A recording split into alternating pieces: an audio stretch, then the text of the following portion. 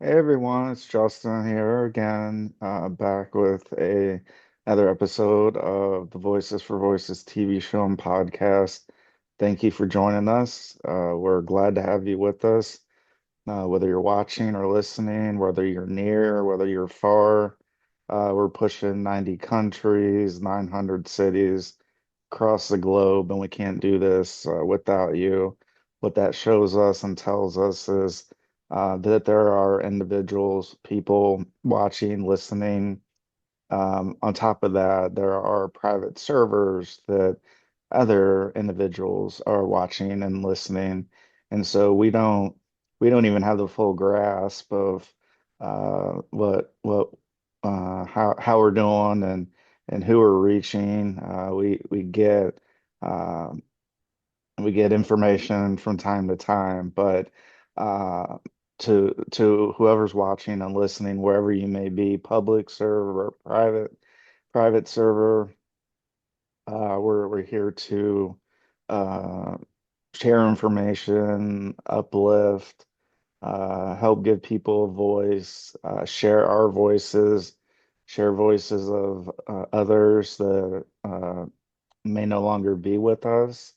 And and as our guest on last show and on this two-part second part, we don't know when is going to be our time to go. We know one thing. We know we're not getting out of this alive. So no matter who we are, no matter what accolades, no matter how many statues or roads that we have named behind us or buildings on a school campus, uh, we're not getting out of this alive. So about 2 years ago, maybe a little bit longer, made the decision to go 100% at Voices for Voices.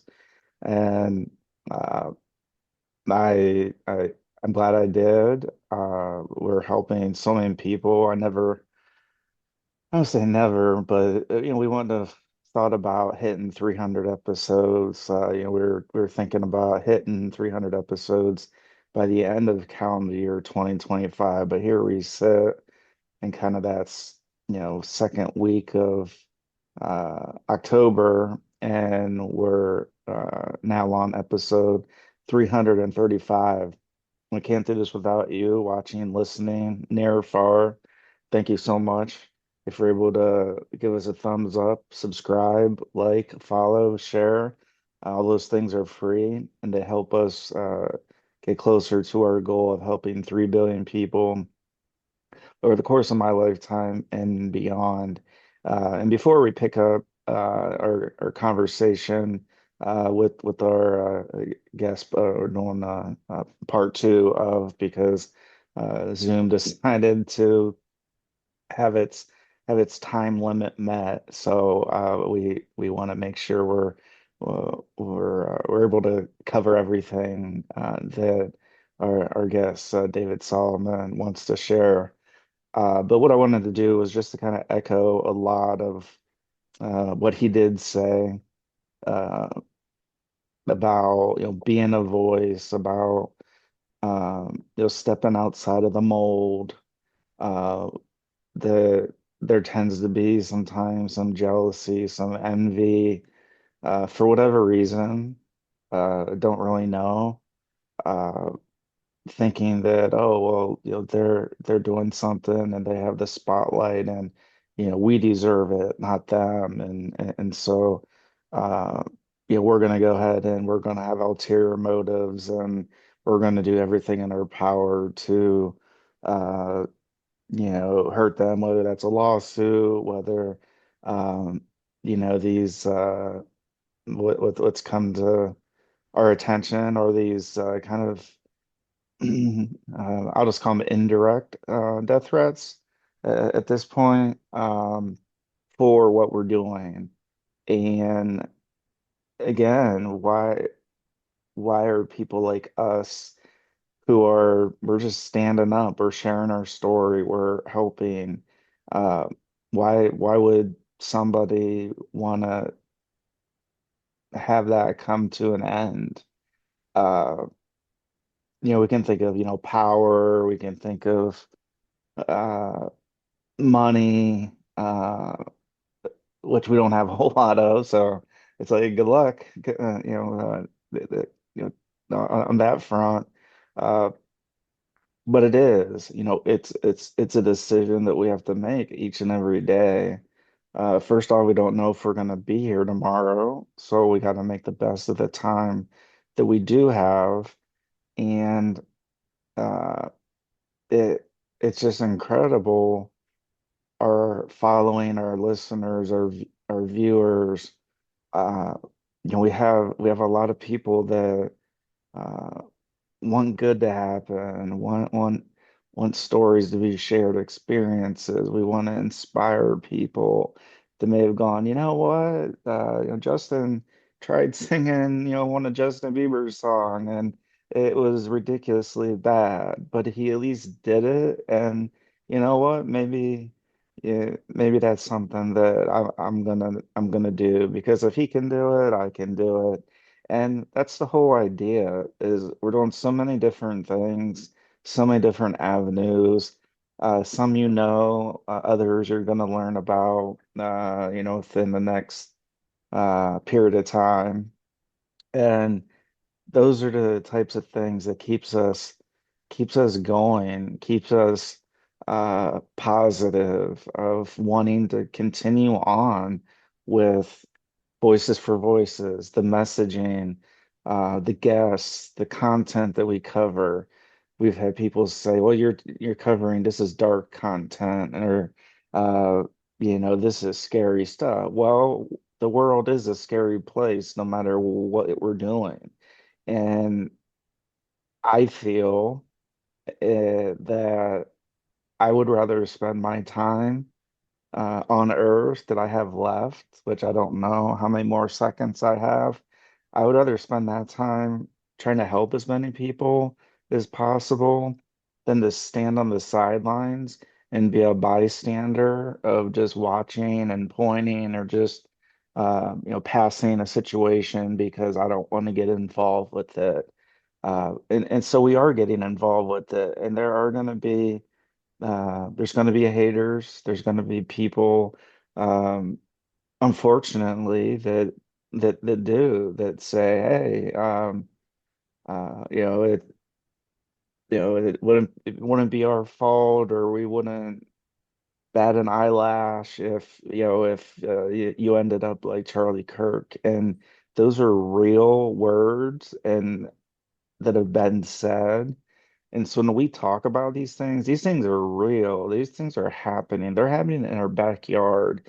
You saw one of our posts on one of our shows earlier this week where a high school student was waiting for her bus to come pick her up. And I'm talking like in our backyard, literally. So this isn't, happening in a third world country. This isn't happening. Um, Somewhere else. It happened very near uh where we reside, and a bus pulled up with no city or no school district on the side. The doors opened up, and there was a gentleman with no shirt, a bunch of tattoos, a surgical mask, and said, "Hi, I'm your substitute bus driver today. Come on, come aboard." Luckily, that student had her wits about her, could feel that something wasn't right. So she took a step back, and the bus ended up leaving. And a few minutes later, her real bus did come. She told the bus driver, which we're talking about the Stoneman Run Falls, Ohio school district, that this happened at. And so the student had told the real bus driver what had happened. They said they would tell the bus garage. We don't know if that happened or if it didn't. And then her mother went to the police station and filled out a police report and said that uh, there was no school-wide alert that went out to people to say, hey, make sure that your children, if they're riding the bus, that, you know, if this is happening, make sure they don't get on that bus. Uh, and so we don't know what the stats are. We don't know if anybody got on the bus or not. But that's happening right here. So for everybody out there that is saying, "Oh, this happens, so far away," and we just watch it on TV or wherever. And it Or, happens in real time because, just today, uh, there was a mass shooting in a church. ugh, yeah, Like, we just there's a had few one people. Sunday, I think, of all time. Like Yeah, there was a shooting at a Mormon church. yeah, and I mean And that thing burned to the ground. That wasn't even that yeah, was like these so things like, were happening. So go ahead, David, jump oh no, in. no, it's okay. This is my point. What have we come to? Like what Justin brought up. What society are we living in? We're all human and we're trying to be part of the poison instead of fixing the problem. We're polluting our own land, not chemicals, our choices. You know, I'm told that my son Ryan, uh, who Amanda, took from an abusive situation, and we married and raised him. You know, I don't know what he would have turned out like if it hadn't been for her leaving his blood father, who was a porn addict, abusive, etc. And now the young man wrote a book on his own, created a story that might change someone. You can buy it. It's called The Search for Drake Colton by Ryan Solomon. And every day that kid amazes me. He makes choices that just, he wants to change the world for the good. He wants to be part of the solution, not the problem. Why can't we be like that, like a child? Why can't we just take a step back? We're acting like children on a playground. I don't like you. Let me push you off the slide. I don't like you. Let me push you off a skyscraper.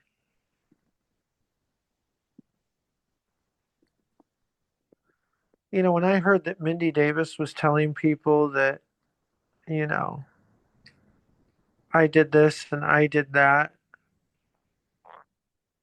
I just came unglued. Mindy Davis is a person that my mom helped,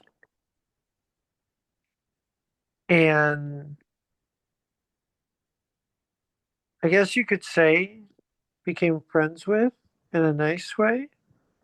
But then the person uh, had a mental illness, and for whatever reason, um, became delusional and tried to hurt herself,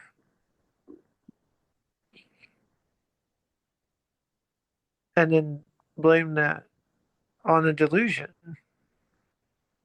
and then wants me dead because she doesn't like what I say, that I'm a Christian, or, you know, wrote something.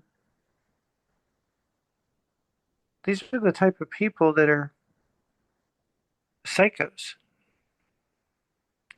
right? That hate. They're causing this hate. And Mindy's only one of them. We got Brian over here, the person who took me, saying that, I'm evil and I'm this and I'm that and all this hate. I got blacklisted in the Christian writing world because of him. No joke. Or Scott, who's a leader, who doesn't lead. he hands the staff of Moses to his wife, who also doesn't lead, although I got to give it to her that she's actually written a book. But he leads this giant publishing empire and he doesn't even know how to write a book. That's interesting. And then all this hate in this defamation case, all because I told the truth. Man, man alive.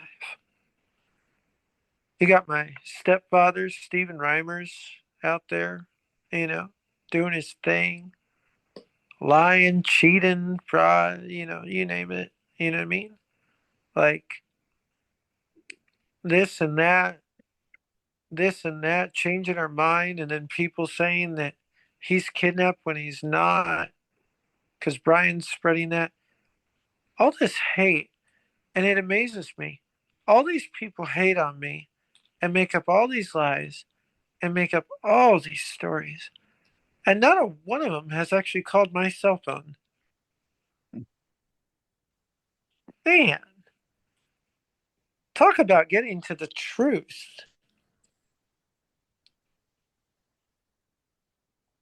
Man alive.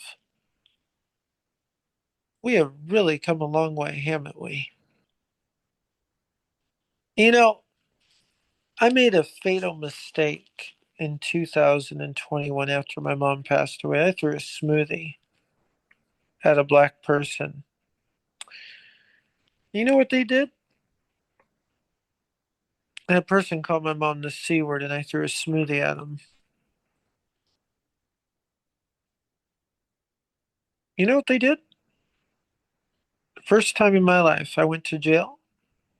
And because I was white and it happened in an all black town, I went to prison. Solitary confinement in prison. The things I saw.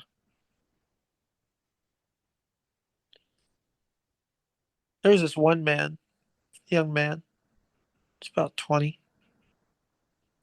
He's doing time. He killed his wife. He belonged there. He was dangerous. But then I learned why. And then I thought, wow, I wish I could go back in time.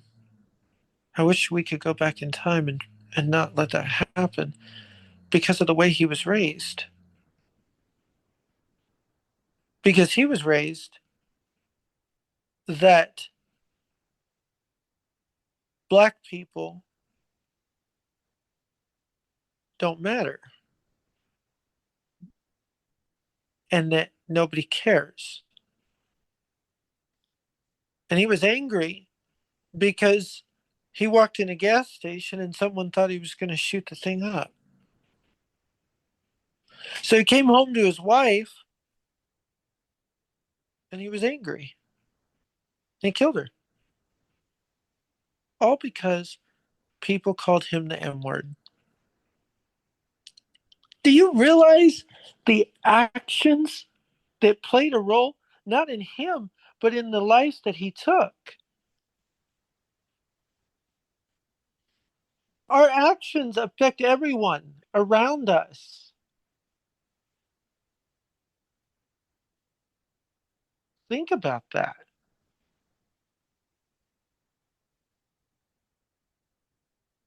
I was beaten up in that prison by black people.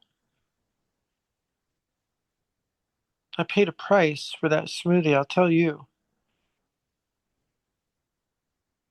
I was let go, but I paid a price.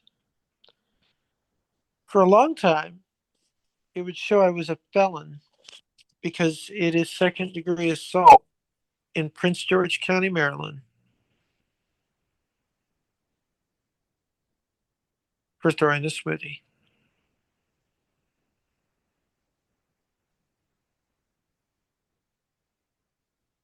Now, after that, I'm paying the price again because someone resurrected that hated me and said, "You're a criminal because you threw a smoothie." Can you imagine how many other dangerous people are out there that didn't throw the smoothie that maybe you should be looking at? I was mad at first when I got the call that, you can go to prison again because whatever call was made. And I just let it go and I gave it to God and I said, okay, well, you know, it's a kangaroo court. They're all black. It is what it is. It's in God's hands. Here we go. And now that's gone because I didn't live in fear of the unknown.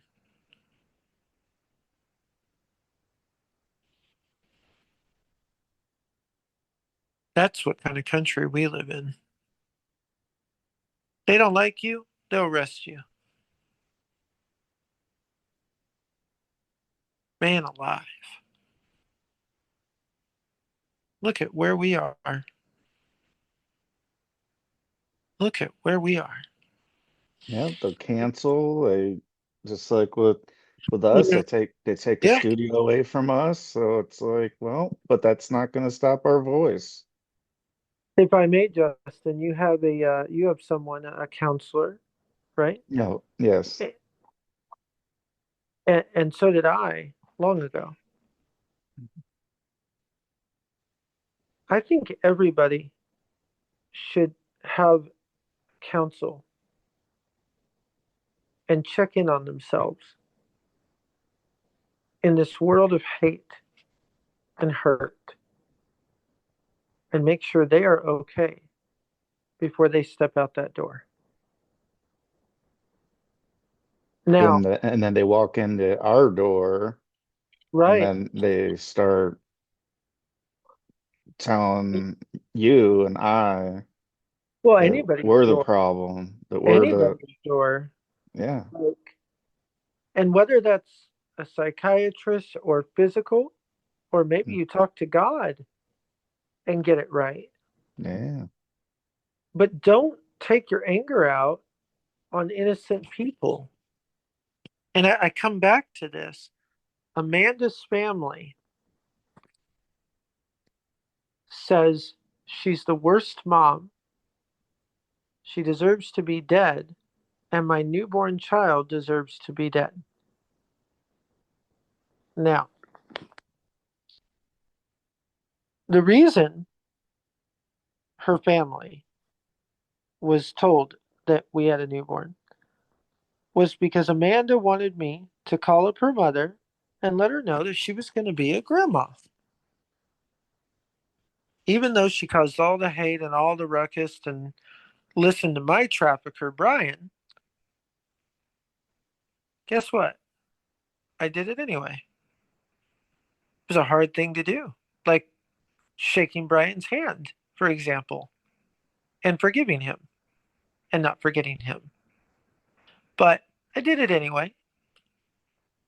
Stayed on the phone for about an hour, got called every name in the book, got cussed at, got death threats like right, left, and center, like legit death threats every 20 seconds Mm. out of the woman's mouth or Amanda's sister. But I didn't make one. I just took it. I waited for everybody to be quiet. And then I said, so I just wanted to let you know that you have a grandson or granddaughter, grandchild. And you know what? That's it. And they were like, blah, blah, blah, beep, beep, beep, ba, ba, ba, screw you, beep, beep, beep, beep, beep. Mm. And I'm like, your hate will ultimately destroy you. And if you live in destruction, it will engulf you. If you choose to hate and you don't even know why you're hating, it will destroy you and it will eat you alive. For the same reason people spread lies about me to this day. Mhm. It really amazes me. That's why I'm a writer. I want to make the world a better place. I want to impact people, make them think, make them be better, do better, make good choices. Because we can be better. We can do better. It's just hard until you have that momentum or that role model to look up to.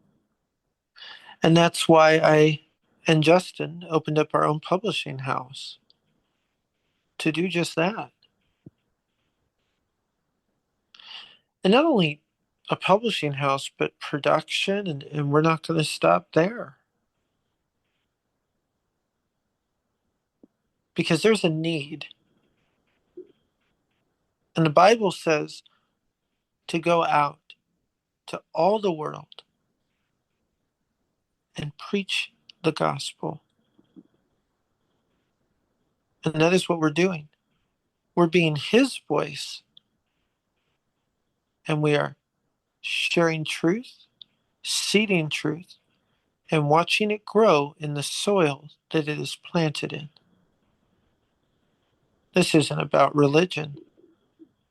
This is about spreading hope to a world that has none.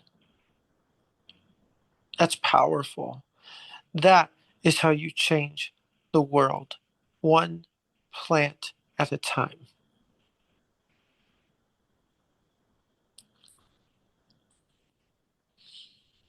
I want to address another heavy subject that's been going on.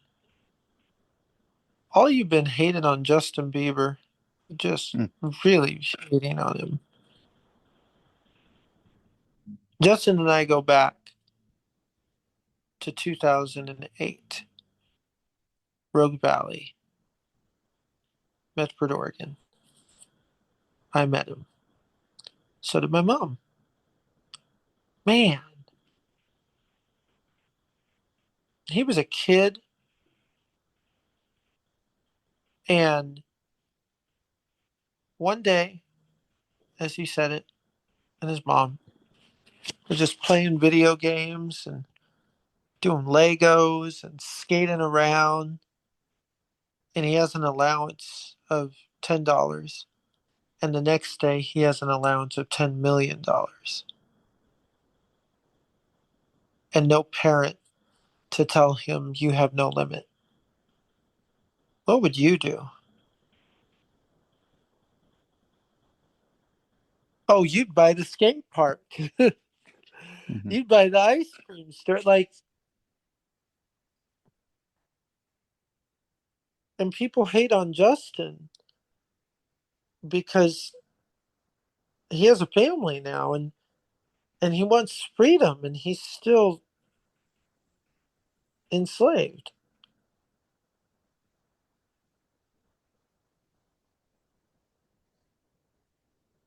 He's in a conservatorship.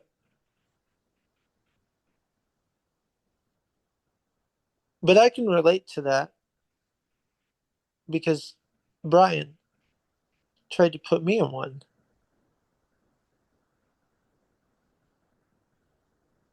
Isn't that funny?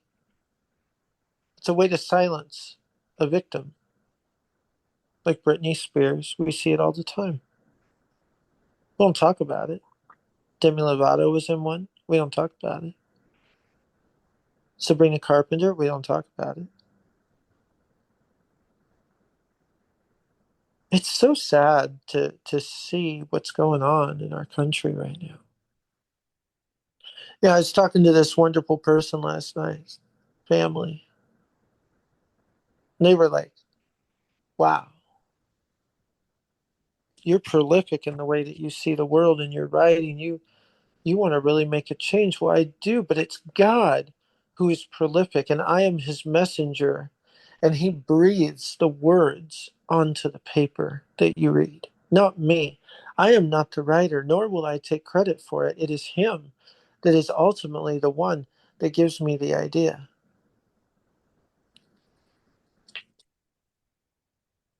And sometimes some novels that I'm going to write that you guys are going to read, they're not going to be easy to stomach. Some of them are going to be very hard,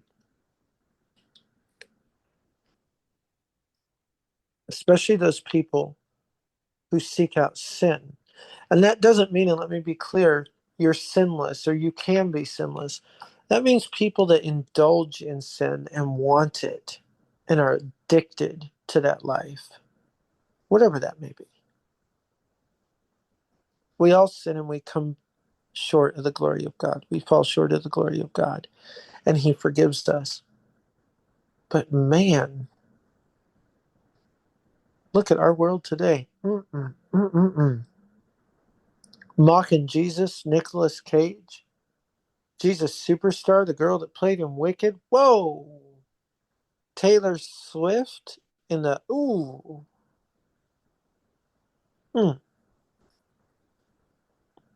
And their child role models singing about their life in the bed, in the sheets. I ghostwrote songs for a lot of people, One Republic and other bands. I gotta say, other than Taylor, not a one of them have sing about their sex life for kids. The most that I've ever done a song like that is a song I'm working on for a famous person right now in the industry. And it goes, I want to be more than friends. I don't know how this is going to end. I don't want to hurt you like he did. I don't want to lose you one bit.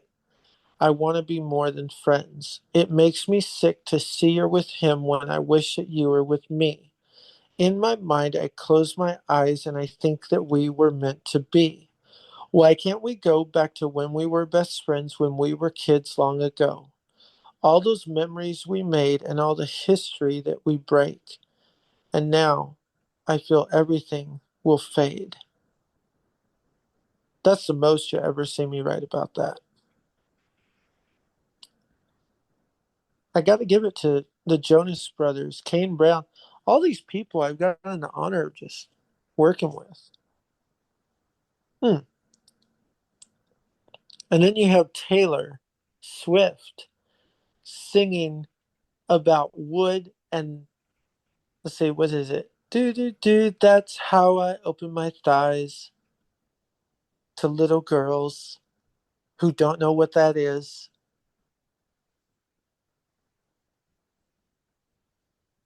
Um, that was a good role model moment. Brilliant. Just brilliant. At least if you're going to talk about that, do it in taste. But that's not by accident, folks. That's the industry. You see, America is changing, and the industry is going to get darker because they're being forced out into the light. That's why Pete Diddy, that's why Epstein, that's why all these things are happening, because nothing can operate in the shadows anymore because the shadows are having the light shined on them. So the shadows are non existent. So now people like Sabrina Carpenter are showing their butts in thin air and flashing their boobs in front of children at concerts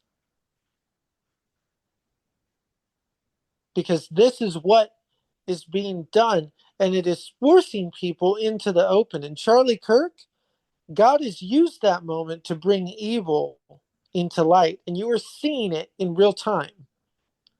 Don't be part of the problem. Don't be like Amanda's parents and say, I hate Charlie Kirk or I hate David because he's a survivor of human trafficking. Or I hate Charlie Kirk because he doesn't like this person when you don't know them or you don't know their story.